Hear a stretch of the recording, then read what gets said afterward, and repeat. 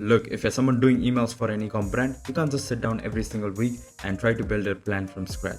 It's exhausting, and honestly, it does not hold up over time. And people who run great email programs aren't sitting down every single week trying to think of something clever. They've got a system, and that system exactly tells them what to send, how to send it, and why to exactly send that particular campaign. By the end of this video, you should be able to look at any brand in any niche and look at what is going on in that month and figure out what your next campaign should be. So split this video into two parts. The first is the foundation part. It is where I show you what are the type of campaign you can choose from and how to actually choose your campaign. And in the second part, I'll show you a live screen share of how I exactly build the template for a real client of mine. There's a free campaign calendar pinned in my Discord. The link is in the description below. You should be able to grab it and follow along with me. So most brands plan their emails the wrong way. They open up a blank calendar, they stare at it, and they try to think of something to send, right? And that's the problem. That's the wrong place to start. The right place to start is a framework. And what I mean by a framework is just a few decisions made in the same order every single time, right? And once you've got that, the calendar kind of fills in itself and it just works in your favor, right? There are 4 steps to it. Let me walk you through each one of them one by one. Step number 1, you set your frequency, right? Now, what I mean by that is before you think about anything else, you need to know how many emails you are actually sending. For most brands that I work with, it's around 3 to 4 a week, so roughly 15 a month, right? That's usually the sweet spot. It's where people actually start to remember you. If you send less than that, you kind of disappear on them. If you send way more than that without a good content to back it up, people start dropping off, right? Now, if a brand is growing fast and the list is healthy, you can maybe push it to 5, even 7 a week.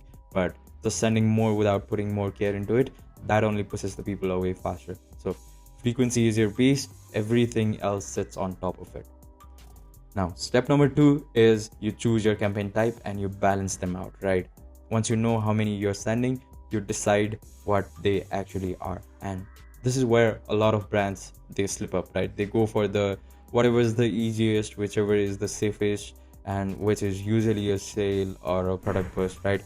That's exactly how a list learns to basically tune you out. So here are the types you've got to work with. First one is the most important one. It's the educational.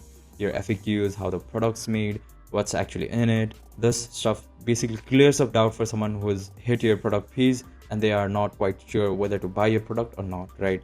Second one is the social proof. These are your reviews, your customer testimonials, and everything that is coming from a real customer, right?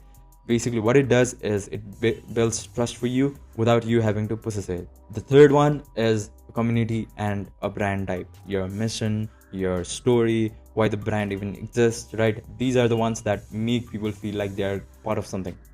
Fourth one is the product highlight. These are the promotion of your trending products, your seasonal picks, maybe your gift guides. It's pretty simple, but they work really well when the timing is done perfectly. And then there is the fifth one, which is sales and promotions. These are your teasers, these are your launches, these are your flash sales, gift with purchases, everything that is included here, right? These are what actually brings you in money. But here's the catch. They only work well when the rest of your list is healthy. And there's one type most brands just forget about. These are your plain text emails. So without any designs, no graphics, nothing fancy to back the email up, right? Just a short note that feels like it came from a real person. And honestly, through my experience, I can say that this often beats the polished ones. I keep about 1 in every 4 emails of plain text emails for brands that I'm working with, right? Now, the rule that ties all of this together is the 80-20 rule. So 80% of your emails give value, including education, story, social proof, and the other 20%, they actually make the sale, right? And let me tell you why this matters so much. Your email list, they convert about 10 to 15%. Your paid ads, they convert 1 or 2%. So your list is by far your best audience. The second you train them to sit around waiting for a discount, that numbers drop significantly and it's really hard to win them back, right? So across the month, you want all 5 or 6 type of emails in there, and a good spread keeps the brand in front of people without basically wearing them out, right?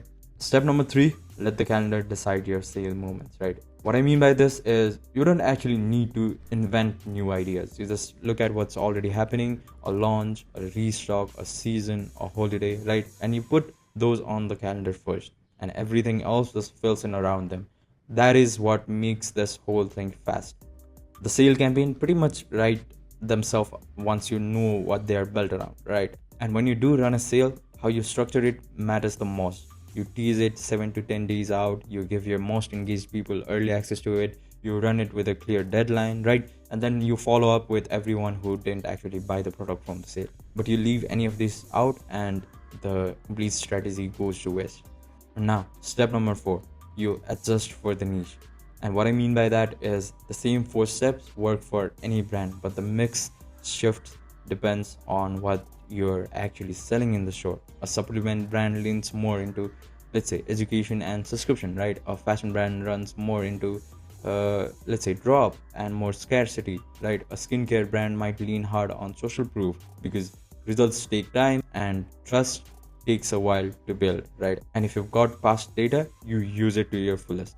Look back over the years, find the emails that got really good opens and clicks, but weren't sales or launches, right? And just more of those, and you just push more of those. That's how you stop guessing and start building on what you already know works for the audience that you have.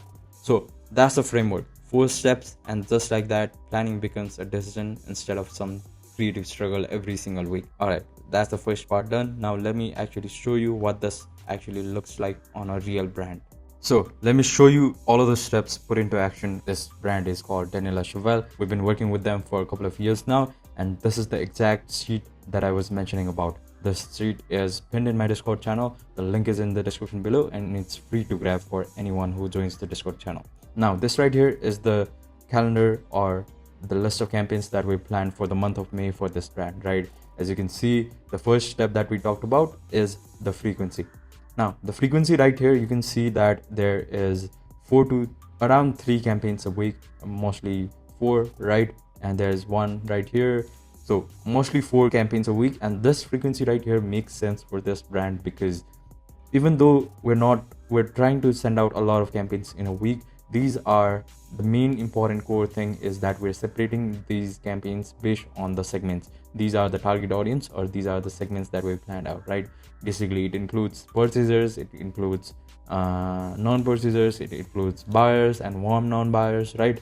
Basically, because we're segmenting these people, we're able to send these amounts of campaigns in a week for this particular brand. If we were to basically send it out to all of the campaigns to all of the people, then it would not make sense, and it would only drive the purchaser, or it would only drive the customers away from the brand because they are irritated by the frequency, right? So the first step is the frequency, and it is how we plan the frequency. Now, the second point is the content spread.